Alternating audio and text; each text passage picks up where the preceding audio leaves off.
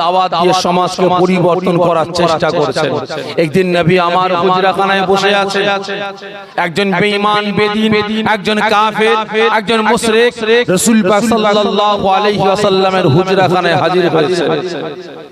এসে হুজুর পাককে বলছেন, ইয়া রাসূলুল্লাহ, ইয়া হাবিবাল্লাহ, হুজুর আমি একজন বড় ব্যবসায়ী, আমি একজন বড় ব্যবসায়ী। নবী আমার বললেন, তাতে কি হয়েছে, কি হয়েছে বলো। হুজুর আমি এসেছি আপনার হাতে হাত দিয়ে কলেমা পড়ে মুসলমান হতে চাই। তাই যে হুজুর আগিয়ে এসো, আগিয়ে এসো। সেই বেঈমান বেদিন রাসূল পাক সাল্লাল্লাহু আলাইহি ওয়াসাল্লামের হাতে হাত দিয়ে কলেমা পড়ে মুসলমান হয়ে গেলেন। ঘরের কোণে, হুজরাখানার কোণে বসে বসে সরে গেলেন, কোণে বসে বসে কাঁদছেন, হাওমাও করে কাঁদছেন। নবী আমার বলে উঠলেন, কি ব্যাপার বাবা, দাকিয়া কলবি, তুমি কাঁদছো কেন, কি হলো তোমার? হুজুর বিয়াদবি মাফ করবেন, আমি যে আপনার হাতে হাত দিয়ে কলেমা পড়ে মুসলমান হলাম, আল্লাহ পাক কি আমার সারা জীবনের জিন্দেগির গুনাহগুলিকে মাফ করে দেবেন? নবী আমার বললেন, কেন কেন কেন? যে রাসূলের হাতে হাত দিয়ে কলেমা পড়ে মুসলমান হয়, আল্লাহ পাক তার সারা জীবনের জিন্দেগির সমস্ত গুনাহগুলিকে আল্লাহ পাক মাফ করে দেয়। ওই সময় দাকিয়া কলবি আবারও জোরে কাঁদছেন। নবী আমার বলতেন, কি ব্যাপার, কাঁদছো কেন, কি হয়েছে বলো। হুজুর আমি দাকিয়া কলবি, আমার মনে হয় আল্লাহ পাক আমার জীবনের জিন্দেগির গুনাহগুলিকে maaf করবেন না। কেন তুমি কি এমন অন্যায় করেছো যে আমি রাসূলের হাতে হাত দেওয়ার পরও আল্লাহ পাক আমার গুনাহগুলিকে maaf করবেন না? ওই সময় দাকিয়া কলবি ফরমাচ্ছেন, হুজুর বিয়াদবি maaf করবেন, আমি একজন বড় ব্যবসায়ী, আমি একজন বড় সওদাগর, আমি বিরাট বড় ব্যবসায়ী। হুজুর ওই সমাজ, যে সমাজের মহিলাদের কোনো মান সম্মান ইজ্জত ছিল না, যে কোনো পুরুষ মহিলাদের উপরে চড়াও হতো, তাদের উপরে নির্যাতন চালাতো। আজকে লক্ষ্য করেন না আমাদের সমাজে কি হচ্ছে ভাই, আজকে কি হচ্ছে, ধর্ষণ বাড়ছে না, জোরে বলেন, ধর্ষণ বাড়ছে না। দেখেন না আরজি করে ডাক্তার বোনকে ধর্ষণ করে মার্ডার করে দিয়েছে। তার কদিন আগে দেরাদুনে আমার মুসলমান বোন নার্স, তাকে বেশ কয়েকজন মিলে ধর্ষণ করে, রেপ করে, গায়ে কেমিক্যাল ছড়িয়ে দিয়ে মা শহীদ করে ফেলে দিয়েছে, মার্ডার করে ফেলে দিয়েছে, যে তাড়াতাড়ি পচে যায় লাশ। দিনের পর দিন ধর্ষণ বেড়ে যাচ্ছে, ঠিক না বেঠিক? চুরি বেড়ে যাচ্ছে, ডাকাতি বেড়ে যাচ্ছে, খুনোখুনি বেড়ে যাচ্ছে, হিংসা বেড়ে যাচ্ছে, হারাম ব্যবসা বেড়ে যাচ্ছে, সুদের কারবার বেড়ে যাচ্ছে, চুগলখড়ি বেড়ে যাচ্ছে, পরনিন্দা পরচর্চা বেড়ে যাচ্ছে, নামাজি কমে যাচ্ছে, রোজাদার কমে যাচ্ছে, কুরআন তেলাওয়াত করনে ওয়ালা কমে যাচ্ছে, তাসবিহ তেলাওয়াত করনে ওয়ালা কমে যাচ্ছে, আল্লাহকে আল্লাহ বাননে ওয়ালা কমে যাচ্ছে, নবী পাকের আদর্শ ক্যারেক্টার চরিত্র মাননে ওয়ালা কমে যাচ্ছে, রাসূলের সুন্নাত মাননে ওয়ালা কমে যাচ্ছে। ঠিক না বেঠিক? ভালো করে বুঝবেন, সেই জাগলিয়াত যুগের হাওয়া আজকেও বইতে আরম্ভ করেছে। ওই সময় নবী আমার ফরমাচ্ছেন, কি হয়েছে বাবা বলুন।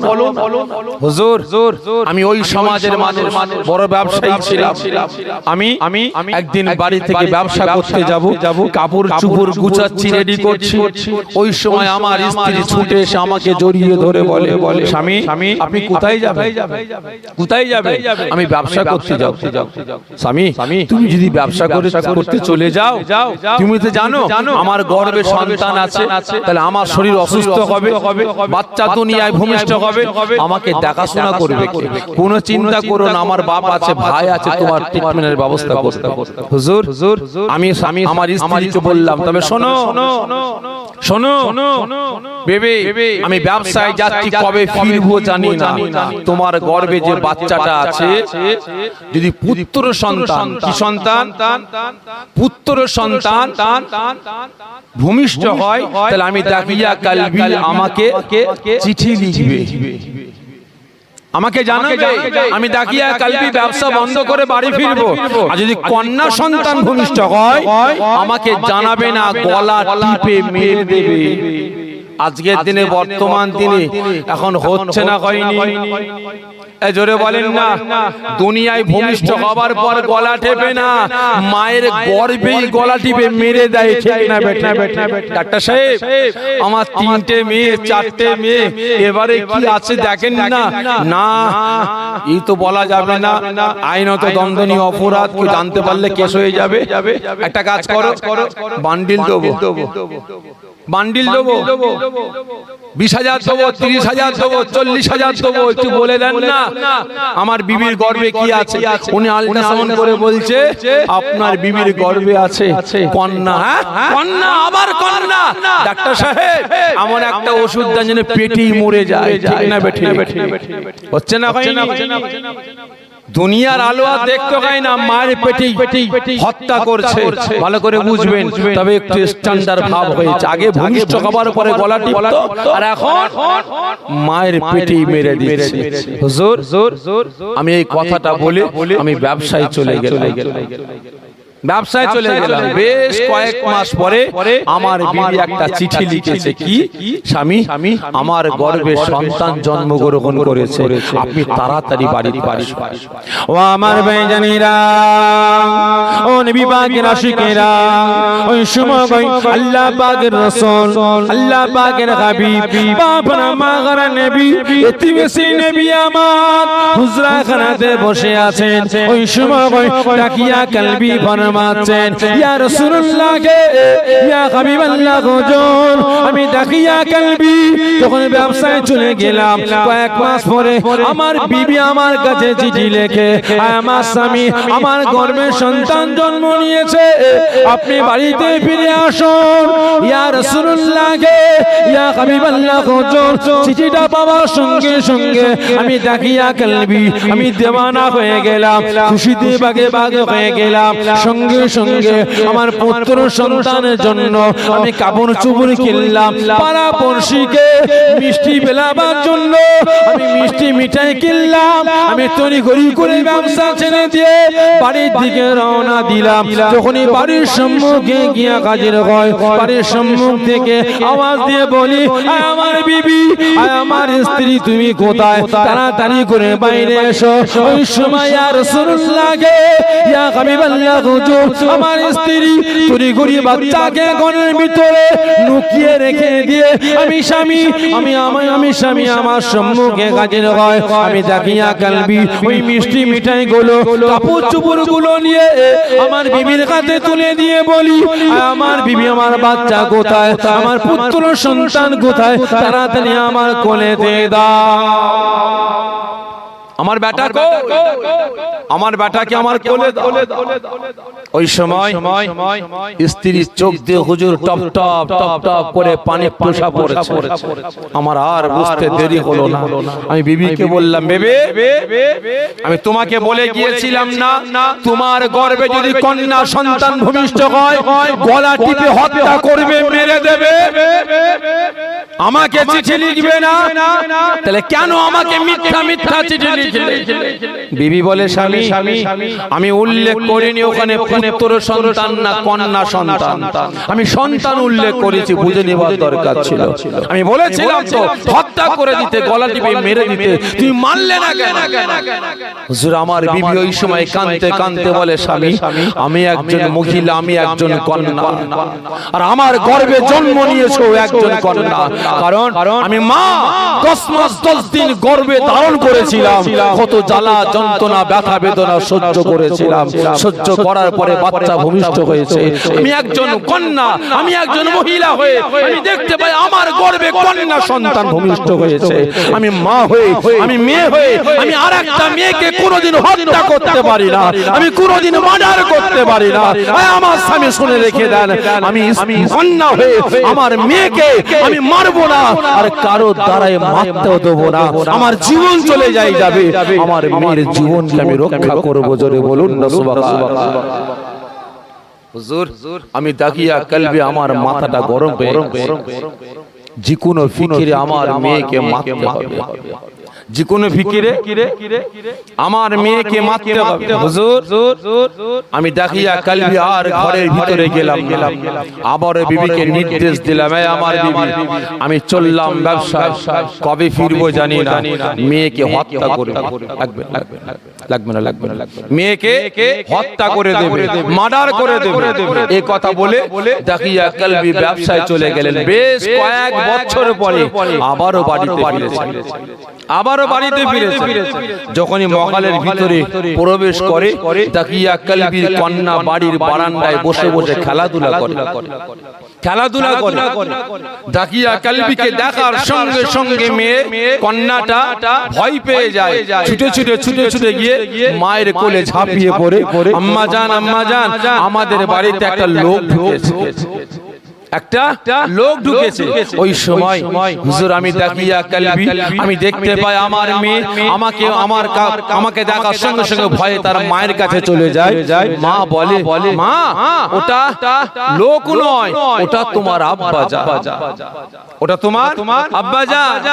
ও আমার ভাইজানেরা, ও নবী পাকের আশিকেরা, ওই সময় ভাই দাখিয়া কালবি বলতে লাগেন, ইয়া রাসূলুল্লাহ গে, ইয়া হাবিবাল্লাহ হুজুর আমি দাখিয়া কালবি যখনই আমার বিবি আমার বাচ্চাকে বলে, মা ওটা কোনো লোক নয়, ওটা তোমার আব্বা জান, বলার সঙ্গে সঙ্গে আমার বাচ্চা মেয়েটা একমাত্র কন্যা গুড়ি পায়ে ছোট্ট পায়ে ছুটে এসে আমি বাপ আমার কোলে লাফিয়ে উঠে আমার দুটো গালে চুমা দিয়ে আব্বা জান বলে চিৎকার করতে লাগে।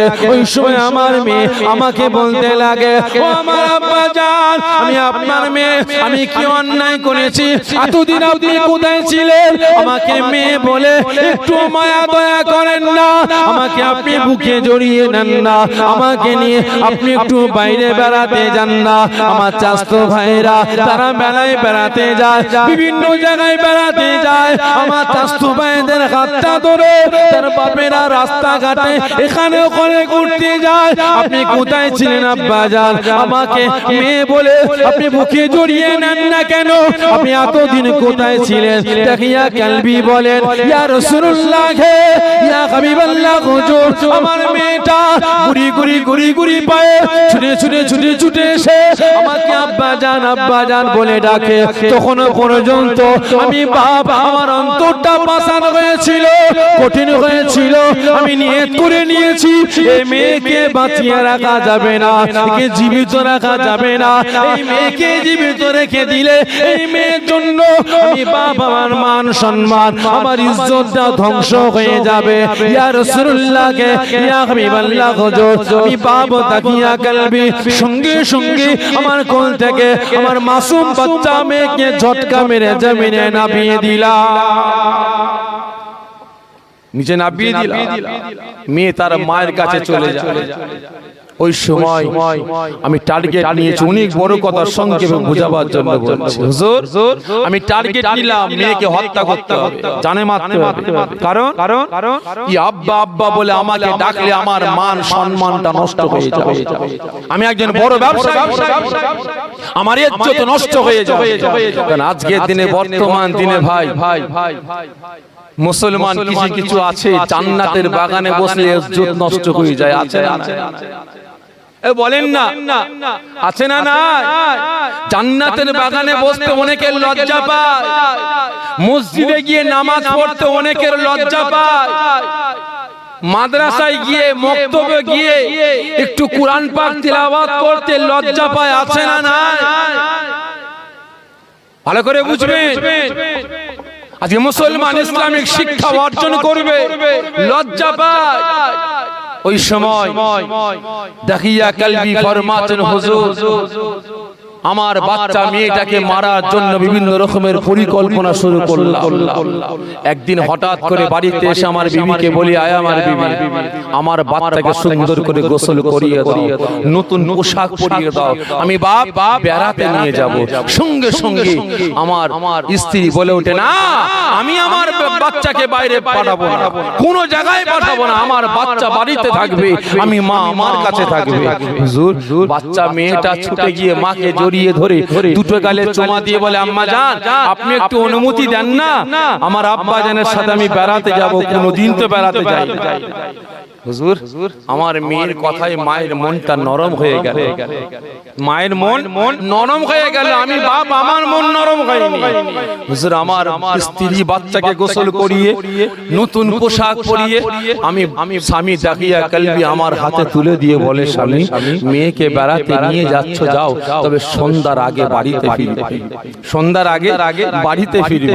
হুজুর আমি দাকিয়া কলবি ওই সময় কি করলাম, বাচ্চাকে সাথে করে নিয়ে যাচ্ছি, বাচ্চা সঙ্গে সঙ্গে লাফিয়ে আমার কোলে উঠে আমার দুটো গালে চুমা দিয়ে বলে আব্বা জান একটু দাঁড়াবেন। কেন? একটু দরকার আছে, একটু দাঁড়ান। কেন? একটু দাঁড়ান না, আম্মার কাছ থেকে একটু পয়সা নিয়ে আসি, একটু টাকা নিয়ে আসবো। টাকা কি হবে? বাজারে মেলায় যাচ্ছি না, বেড়াতে যাচ্ছি, খাবার কিনে নিয়ে আসবো আম্মা জানের জন্য। বাচ্চা আমার কোল থেকে নেমে গিয়ে মায়ের কোলে চলে আম্মা জান কিছু পয়সা। কেন? খাবার কিনে আনবো না, তোমার আব্বা কিনে দেবে, যাও না আম্মা জান আমাকে পয়সা দাও। বাচ্চা না ছোট, মা কিছু দিরহাম তুলে দিলেন, পয়সা তুলে দিলেন, ছুটে এসে দাকিয়া কলবির কোলে উঠে আব্বা জানের গালে দুটো চুমা দিয়ে বলে আব্বা জান খবরদার আম্মা জানকে বলবেন না, আম্মা জান যেই পয়সাটা দিয়েছে অর্ধেক পয়সার খাবার আমরা দুজনা খাবো, আর অর্ধেক পয়সার খাবারটা আম্মা জানের জন্য নিয়ে আসবো। হুজুর আমি বাপ, আমার মনটা তখনও পাষাণ হয়েছিল, কঠিন হয়েছিল যে আমার মেয়েকে সারাটা জীবনের জন্য আমার বাড়ি থেকে নিয়ে চলে যাচ্ছি, মেয়ে আর বাড়িতে ফিরবে না। ভালো করে বুঝবেন রাসূল পাক সাল্লাল্লাহু আলাইহি ওয়াসাল্লামকে আল্লাহ পাক কোন যুগে পাঠিয়েছিলেন। ওই সময় দাকিয়া কলবি ফরমাচ্ছে হুজুর আমি দাকিয়া কলবি বাচ্চাকে হাঁটিয়ে নিয়ে যাচ্ছি, উত্তপ্ত বালু, প্রচন্ড রৌদ্রের তাপমাত্রা, মেয়ে হাঁটতে পারে না, গরম বালুতে আমার মেয়ের পায়ে ফুসা পড়ে গেছে, পায়ে ফুসা পড়ে গেছে। মাসুম বাচ্চা আলতো ভাষায় তুতলা ভাষায় বলে আব্বা জান আমি হাঁটতে পারি না, আব্বা জান আমি হাঁটতে পারছি না, আমাকে একটু কোলে নেন, আমি হাঁটতে পারছি না। হুজুর আমার মনটা তখন কঠিন পাষাণ হয়েছিল, আমার মেয়েকে ধমক দিয়ে বললাম তুমি বেড়াতে যাবে, হেঁটে চলো, আমি তোমায় কোলে নিতে পারবো না, কেন বায়না ধরলে বেড়াতে যাবে? হুজুর আমার বাচ্চাটার মনটা ছোট হয়ে গেল, আমি হেঁটে যাচ্ছি, বাচ্চা হাঁটতে পারে না, পিছনে পড়ে গেছে। ও আমার ভাইজানেরা, ও নবী পাকের আশিকেরা, ওই সময় তাকিয়া কলবি ফরমাচ্ছেন ইয়া রাসূলুল্লাহ ইয়া হাবিবাল্লাহ হুজুর আমি বাপ তাকিয়া কলবি হেঁটে যখন উত্তপ্ত বালুকর প্রচন্ড রৌদ্রের তাপমাত্রা হেঁটে এগিয়ে যায়, আমার বাচ্চা মেয়েটা হাঁটতে পারে না, পায়ে ফোঁসা পড়ে গেছে। ওই সময় বাচ্চা মেয়েটা দূর থেকে কাঁদতে আওয়াজ দিয়ে বলে ও আমার আব্বা জান দাঁড়িয়ে যান, আমাকে একা ফেলে রেখে যাবেন না, আব্বা জান দাঁড়িয়ে যান, ইয়া রাসূলুল্লাহ ইয়া হাবিবাল্লাহ হুজুর আমি বাপ দাঁড়িয়ে আছি, আমার বাচ্চা মেয়েটা হাঁটতে পারে না, ঘুরিয়ে ছুটে এসে আমি বাপ আমি দাকিয়া কলবি আমার বুকে লাফিয়ে ওঠে, আমার দুটো গালে চুমা দিয়ে বলে ও আমার আব্বা জান যদি মেলায় যেতে গেলে এত কষ্ট করতে হয়, আগে জানতাম তাহলে আপনাকে কষ্ট দিতাম না, আপনাকে ব্যথা দিতাম না, আমি মাসুম বাচ্চা, আমি বালুতে হেঁটে যাই, আমার পায়ে ফোঁসা পড়ে যায়, না জানি আপনার কতই না কষ্ট হয়। ইয়া রাসূলুল্লাহ ইয়া হাবিবাল্লাহ হুজুর আমার মাসুম বাচ্চাটা, আমার মেয়েটা এত মায়া মমতা এত ভালোবাসা দিয়ে আব্বা জান বলে আমার দুটো গালে চুমা দিয়েছিল, আমি বাবা আমার অন্তরটা পাষাণ হয়েছিল, কঠিন হয়েছিল। ইয়া রাসূলুল্লাহ ইয়া হাবিবাল্লাহ হুজুর ওই মেয়েটা ওই সময় বলে ও আমার আব্বা জান আর মেলাটা কত দূরে আছে, কত দূর আছে আপনি বলুন, সন্ধ্যা হয়ে আসছে, বাড়িতে ফিরতে হবে। আম্মা জান বলেছেন সন্ধ্যার আগে বাড়িতে ফিরতে, সন্ধ্যা নেমে আসছে, তাড়াতাড়ি মেলাতে চলো। ইয়া রাসূলুল্লাহ রাসূলুল্লাহকে ইয়া হাবিবাল্লাহ হুজুর আমি বাপ তাকিয়া কালবি ওই বাচ্চা মেয়েটার হাত ধরে ধরে নিয়ে একটা বিরাট বড় পাহাড়ের তলদেশে গিয়ে পৌঁছালাম সংক্ষেপে বলছি বুঝার চেষ্টা করুন ওই সময় তাকিয়া কালবি বলেন ইয়া রাসূলুল্লাহ গে ইয়া হাবিবাল্লাহ হুজুর ওই সময় আমার বাচ্চা মেয়েটা বলতে লাগে ও আমার আব্বা জান বিরাট বড় পাহাড় আছে চারিদিকে মরুভূমি মেলা কোথায় হয় খাদ্য খাবার কোথায় বিক্রি হয় খেলনা কোথায় আছে খাবারের দোকান কোথায় আছে ও আমার আব্বা জান এই যে পয়সা নিয়ে এসেছি অর্ধেক পয়সার খাবার আমি আপনি দুজনা মিলে খাবো ইয়া রাসূলুল্লাহ কে ইয়া হাবিবাল্লাহ হুজুর আমি বাপ তাকিয়া কালবি তখনও পর্যন্ত আমার অন্তরটা পাষাণ হয়েছিল কঠিন হয়েছিল ওই পাহাড়ের তলদেশে আমার বাচ্চাটাকে মারার জন্য নিয়ে এসেছি আমার অন্তরটা একটু নরম হয় না আমি বাপ তাকিয়া কালবি মেয়েকে বললাম তুমি এখানে দাঁড়াও তুমি মেলায় যাবে তোমাকে মেলায় পাঠাবার ব্যবস্থা করেছে হুজুর আমি বাপ তাকিয়া কালবি কি করলাম পাহাড়ের তলদেশে বিরাট বড় মরুভূমি বালুগুলোকে তুলতে লাগলাম গর্ত ফুটতে লাগলো বাচ্চা মেয়ে গুড়ি গুড়ি পায়ে আমি বাপ তাকিয়া কালবি আমার কাছে এসে বলে আব্বা জান আপনি এখানে গর্ত ফুটছেন কেন তুমি বেড়াতে যাবে না তুমি ঘুরতে যাবে না মেলায় যাবে না তোমাকে মেলাতে পাঠাবো তো তার ব্যবস্থা করছি তাই নাকি আব্বা জান হ্যাঁ হুজুর আমার বাচ্চা মেয়েটা মেলায় যাবে বলে ঘুরতে যাবে বলে তড়িঘড়ি শিও আমার সঙ্গে সঙ্গে গর্ত করতে আরম্ভ করলো কে গর্ত করছে এই জোরে বলেন আমার কথা কি আপনারা বুঝতে পারছেন কে গর্ত করছে বাচ্চা মেয়ে বাপের সঙ্গে মেয়েটাও গর্ত করতে লেগেছে দেখিয়া কালবি বলেন হুজুর আমার বাচ্চা জানতো না যে নিজের কবরটা সে নিজে খুঁড়ছে যখন গর্ত করা হয়ে যায় আমি বাপ দেখিয়া কালবি আমার শরীরে আমার মুখে ধুলোবালি লেগে থাকে আমার মেয়েটা হাত দিয়ে ঝেড়ে দেয় দিয়ে বলে আব্বা জান মেলায় যেতে গেলে এত কষ্ট যদি করতে হয় যে আগে জানতাম তাহলে বাইনা ধরতাম না মেলায় আসতে আসতে হুজুর যখন গর্ত করা কমপ্লিট হয়ে যায় আমি বাপ আমার কোমর থেকে দড়িটাকে বাগির করতে লাগি কোমর থেকে দড়িটাকে বের করতে আরম্ভ করলো মেয়ে বলে আব্বা জান দড়ি কি করবেন দাঁড়াও মেলায় যাবে না পাঠাবো হুজুর আমার বাচ্চার হাতে পায়ে দড়ি বাঁধতে আরম্ভ করলো আমার বাচ্চা বলে আব্বা জান মেলায় যেতে গেলে হাতে পায়ে দড়ি বাঁধতে হয় হ্যাঁ আমার চাচতো ভাইরা তো বলেনি যে মেলায় যেতে গেলে হাতে পায়ে দড়ি বাঁধতে হয় হুজুর আমার বাচ্চার হাতে পায়ে দড়ি বেঁধে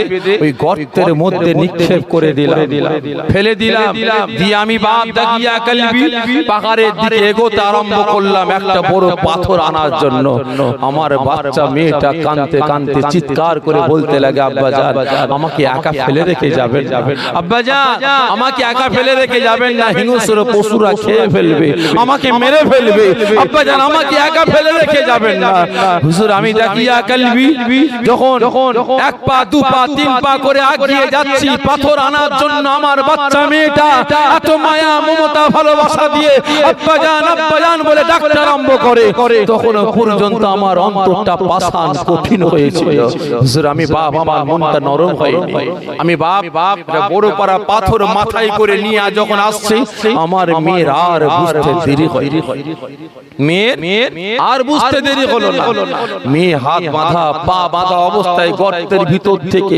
কাকুতি মিনতি করে গর্জন দিয়ে চিৎকার করে কাঁদতে কাঁদতে বলতে লাগে ও আমার ভাইজানেরা ও নবী পাকের আশিকেরা ওই সময় তাকিয়া কালবি বলেন ইয়া রাসূলুল্লাহ কে ইয়া হাবিবাল্লাহ হুজুর আমি পাপ তাকিয়া কালবি যখন পাথরটাকে নিয়ে এক পা দু পা তিন পা করে এগিয়ে আসছে ওই সময় আমার মাসুম বাচ্চা মেয়েটা বুঝতে পেরে যায় ওই পাথর আঘাতে আমার আব্বা জান সারাটা জীবনের জন্য আমাকে মেরে ফেলবে আমাকে শেষ করে ফেলবে সারাটা জীবনের জন্য আমার জবান দিয়ে আব্বা আব্বা শব্দটাকে বন্ধ করে দেবে।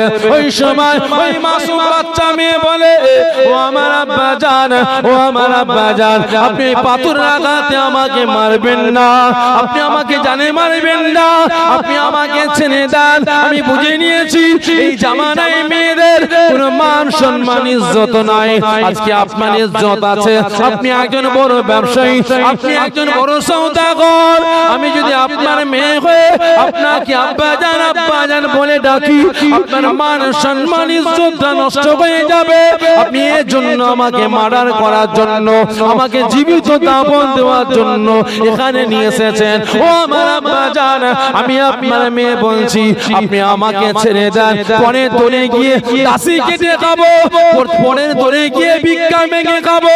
আমি আপনাকে আব্বা আব্বা বলে ডাকবো না, আমি কাউকে পরিচয় দেব না। আমি তাকিয়া কালবির বেটি বলে আমি কাউকে পরিচয় দেব না। তাকিয়া কালবি বলেন, ইয়া রাসূলুল্লাহ কে, ইয়া হাবিবাল্লাহ হুজুর, আমার মাসুম বাচ্চা মেয়েটা এত মায়া এত মমতা দিয়ে আমাকে আব্বা জান বলে ডেকেছিল, তখনও পর্যন্ত আমার অন্তরটা পাষাণ হয়েছিল। আমি বাবা তাকিয়া কালবি ওই পাথরটাকে নিয়ে আমার মাসুম বাচ্চার মেয়ের মাথার উপরে নিক্ষেপ করে দিলাম। সঙ্গে সঙ্গে ওই পাথরের আঘাতে আমার বাচ্চা মেয়েটার মাথাটা ফেটে গিয়ে ফিনকিরি দিয়ে খুন ছুটতে লাগে। বাচ্চা মেয়েটা গর্তের ভিতরে চিৎকার করে বলে, আব্বা জান, আব্বা জান, আব্বা জান, আপনি কি কাজ করলেন? আপনি নিজে হাতে পাথরের আঘাত দিয়ে আপনার কলিজার টুকরি সন্তানকে আপনি হত্যা করলেন। ইয়া রাসূলুল্লাহ কে, ইয়া হাবিবাল্লাহ হুজুর, আমি বাবা দেখতে পাই আমার বাচ্চা মেয়েটা গর্তের ভিতরে ছটপট করতে করতে ঠান্ডা হয়ে যায়। আমি বাপ ওই সময় বালুগুলোকে সরিয়ে আমার মেয়েকে দাফন দিয়ে আমি তাকিয়া কালবি বাড়িতে চলে যাই। ইয়া রাসূলুল্লাহ কে, ইয়া হাবিবাল্লাহ হুজুর, সেই দিন থেকে নিয়ে আজ পর্যন্ত আমি তাকিয়া কালবি ঘুমাতে পারি না। যখনই ঘুমাতে যাই চোখটা বন্ধ করি, আমার বাচ্চা মেয়েটার ওই গর্তের ভিতর থেকে কাকুতি মিনতি করে বলে, না না না আব্বা জান, আব্বা জান, আপনি আমাকে মারবেন না, আপনি আমাকে মারবেন না। এই আওয়াজটা আমি তাকিয়া কালবি আমার কানেতে আসে, আমি ঘুমাতে পারি না। আমি বাপ তাকিয়া কালবি যখনই খাদ্য খাবার খেতে বসি, আমার এই বাচ্চা মেয়েটার ওই কথাটা, আব্বা জান, আব্বা জান, খাবারের দোকান কোথায়, মেলা কোথায়, এই পয়সা দিয়ে খাবারটা কিনবো, আমরা দুজনা মিলে খাবো। ইয়া রাসূলুল্লাহ কে, ইয়া হাবিবাল্লাহ হুজুর, আমি সেই দিন থেকে নিয়ে আজ পর্যন্ত আমি খাদ্য খাবার খেতে পারি না। আপনি বলুন, আপনার কাছে হাত দিয়ে আমি যে কলেমা পড়ে তওবা পড়ে মুসলমান হলাম, আল্লাহ পাক আমার সারা জীবনের জিন্দেগির গুনাহগুলিকে কি মাফ করে দেবেন? ওই সময় নবী আমার থাকতে পারলেন না। এই কথাটা শোনার সঙ্গে সঙ্গে আসমানের দিকে তাকিয়ে শাখাটা আঙুলটাকে উঁচা করে আওয়াজ দিয়ে বলতে লাগলেন, আয় আমার আল্লাহ, আয় আমার রব, আয় আমার প্রভু, আপনি এখনো পর্যন্ত এই মানুষগুলোকে বাঁচিয়ে রেখেছেন যে মানুষগুলো নিজের বাচ্চাকে জীবিত দাফন করে দেয়, জীবিত মার্ডার করে দেয়। আল্লাহ এখন এই মানুষগুলোকে বাঁচিয়ে রেখেছে যারা নিজের মায়া মমতা ভালোবাসা কলিজা টুকরা সন্তানগুলোকে জীবিত দাফন করে দেয়। আজকে সেই মেয়ে সমাজ, যে মেয়ে সমাজের কোনো মান সম্মান ইজ্জত ছিল না, যে সমাজের পুরুষগুলো হিংস্র পশুর ন্যায় হয়েছিল, সেই সমাজকে আজকে রাসূল পাক সাল্লাল্লাহু আলাইহি ওয়াসাল্লাম পরিবর্তন করেছেন। ঠিক না বেঠিনা কি না বলেন? আজকে সেই মেয়ে সমাজের মান সম্মান ইজ্জতটাকে রাসূল আমার সোনার সিংহাসনে বসিয়েছেন। ঠিক না বেঠিনা? কিন্তু আজ আমি আপনি মুসলমান হয়ে ইসলাম ধর্মের মানুষ হয়ে আজকে সেই মেয়ে সমাজের মান সম্মান ইজ্জতটাকে আজকে ধ্বংস করার চক্রান্ত শুরু করেছে। কি গো, ঠিক না বেঠিনা কি না বলেন? আজকে ধ্বংসের দিকে নিয়ে যাচ্ছে। ভাই সাহেব খারাপ মনে নেবেন, কিভাবে ধ্বংস করছে। আজকে বিভিন্ন জায়গায় দেখেন বড় বড় দোকান উদ্বোধন হবে, অ্যাড দেয়া হচ্ছে কার ছবি, জোরে বলেন কার ছবি, মহিলার ছবি, বড় বড় কোম্পানি উদ্বোধন হবে কার ছবি, জোরে বলেন কার ছবি, মহিলাদের ছবি। দোকানে ওপেনিং করবে কে, মহিলা। কারখানা ওপেনিং করবে কে, মহিলা। লাইনে কারা, মহিলা। ঠিক না বেঠে? এমনি এমনি মহিলা নয়, রাস্তায় যদি বাপ বেটা বেরোয় উপরের দিকে তাকাতে পারে না, মান সম্মানে পড়ে যায়, মাথা নিচু হয়ে যায়। ঠিক না বেঠে? আজকের দিনে বর্তমান দিনে এক শ্রেণীর মানুষ ওই মহিলাগুলোকে, এক শ্রেণীর মহিলাগুলোকে আজকে নিজেদের হাতিয়ার হিসেবে ব্যবহার করতে লেগেছে। ঠিক না বেঠে? খারাপ মনে নেবেন না, আজকে মেয়ে সমাজটা ধ্বংসের দিকে যাচ্ছে। এর জন্য দুজন দায়ী। কজন? দুজন। এক নাম্বার মা বাপ, আর দ্বিতীয় নাম্বার হচ্ছে আমার দেশের সরকার। বাস্তব কথা বলছে, আমার দেশে যত চুরি, ডাকাতি, ছিনতাই, ধর্ষণ, জিনা, ব্যভিচারী, মারামারি, কাটাকাটি, খুনোখুনি, আত্মহত্যা, বিষ খাওয়া, গলায় দড়ি দিয়া যত কিছু ঘটছে, আমি বলবো এর জন্য দায়ী মা বাপ, আর দ্বিতীয় নম্বর হচ্ছে আমার দেশের সরকার। অনেকের মনে প্রশ্ন আসতে পারে, সরকার আবার কি করলো? তাই তো নাকি? সরকার আবার কি করলো?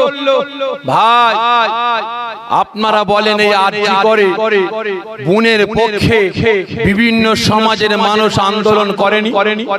এই জোরে বলেন না, করেনি? যারা সিনেমা করে, নায়ক নায়িকা, এরাও আন্দোলন করেনি? যারা নাটক করে, নায়ক নায়িকা, এরা আন্দোলন করেনি? এই জোরে বলেন না। বৈশাখে যত যা কিছু ঘটছে এর জন্য দায়ী সরকার। এই নায়ক নায়িকারা শিখাচ্ছে। আগে চুরি হতো কিভাবে ভাই? আমার আব্বা জানেন, আপনারা তো জানেন। বলেন কিভাবে? তালা ভেঙে, শাটার ভেঙে, দরজা ভেঙে না। আগে চুরি হতো কিভাবে? সিং কেটে, জানেন তো? সিং কেটে ওই মাথা থেকে মাটির তলা দিয়ে গর্ত খুঁড়ে এসে বাড়ির বিছখানে ঠেলে উঠতো। কি ঠিক না? ঘরের বিছখানে ঠেলে উঠতো। আর এখন কত রকমের পন্থা বেরিয়ে পড়েছে। আগে তালা ভাঙতে হাতুড়ি লাগতো, এখন আর হাতুড়ি লাগে না, ফুস করে খামারে ভেঙে যায়।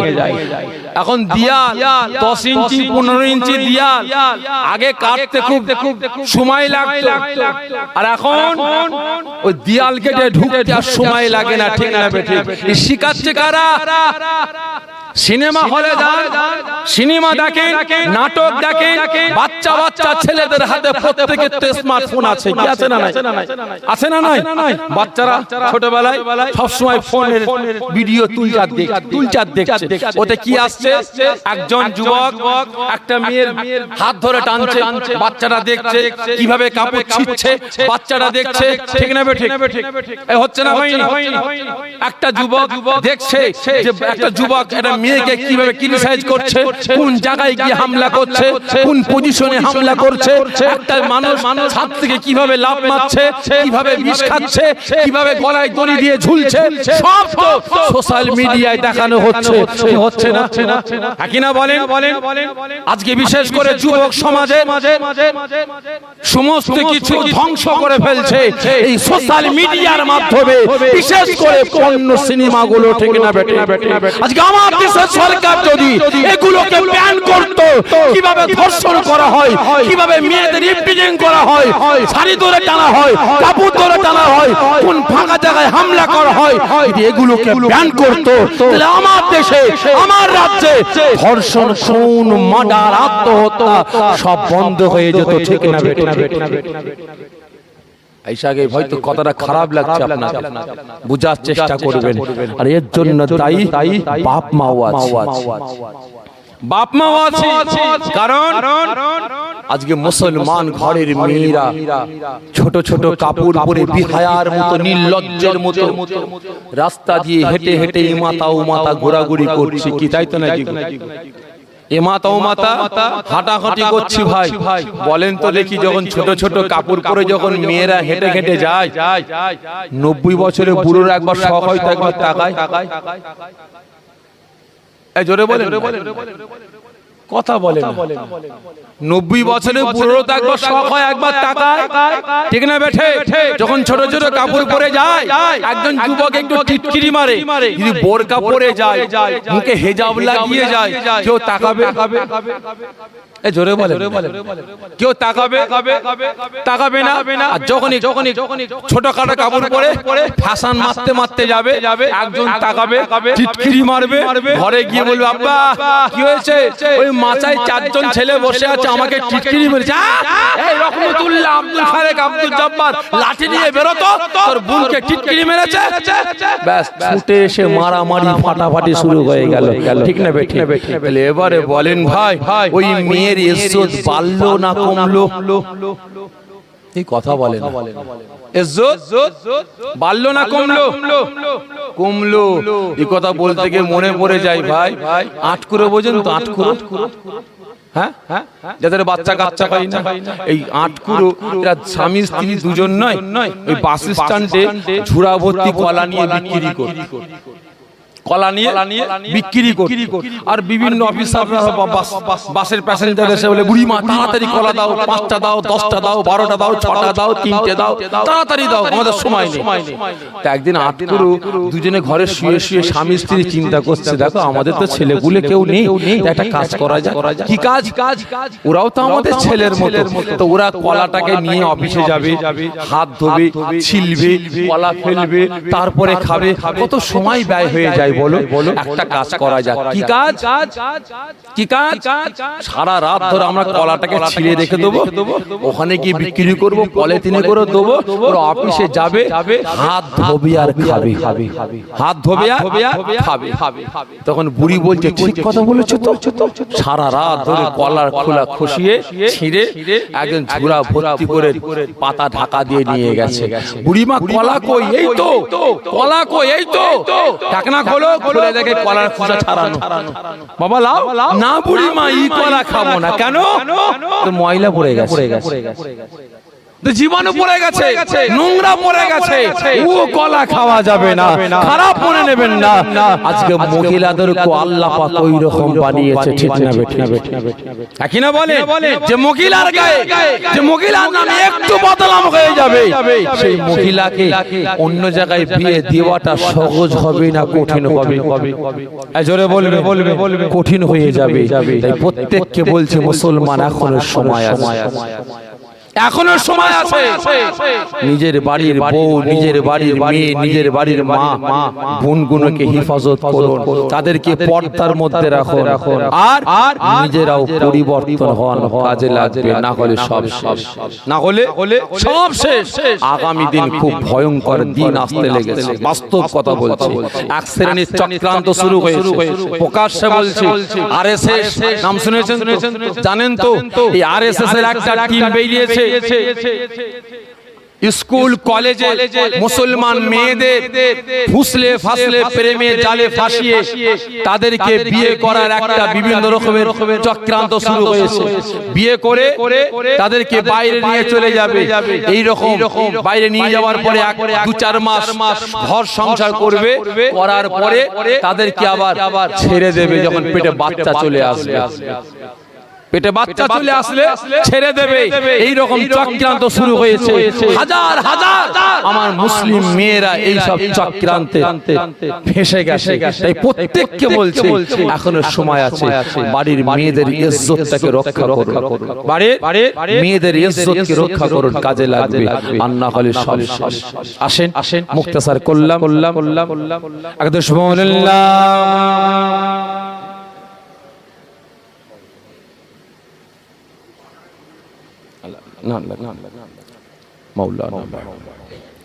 আসেন আমরা সকলে দাঁড়িয়ে রাসূল পাক সাল্লাল্লাহু আলাইহি ওয়াসাল্লামের দরবারে দরুদ ও সালামের তোবা পড়ি। ইয়া নবী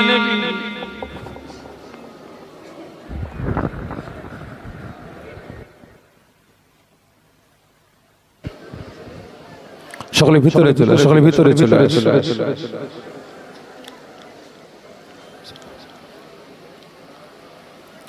সকলে ভিতরে চলে আসে।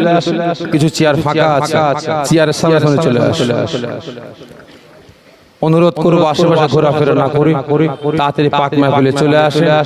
আখেরি দোয়া শেষ মোনাজাত হবে। যা শেষ ভালো তার সব ভালো, যা শেষ ভালো তার সব ভালো। তবে ভাই ভিতরে চলে, ভিতরে চলে, ভিতরে চলে আসে, ভিতরে চলে আসে। বাইরে দাঁড়াবেন না, ভিতরে চলে আসে, ভিতরে চলে আসে। মাশাআল্লাহ কমিটি ভাইদের তরফ থেকে সকলকে দাওয়াত দেওয়া হচ্ছে। আপনারা প্রত্যেকে দুনিয়ার জান্নাতের বাগানে জান্নাতি। আপনারা হলেন আমার আল্লাহ পাকের মেহমান, আমার নবী পাকের মেহমান। আপনাদের মেহমানদারির জন্য যত সামান্য তাবারুকের ব্যবস্থা করা হয়েছে, সকলে তাবারুক খেয়ে বাড়ি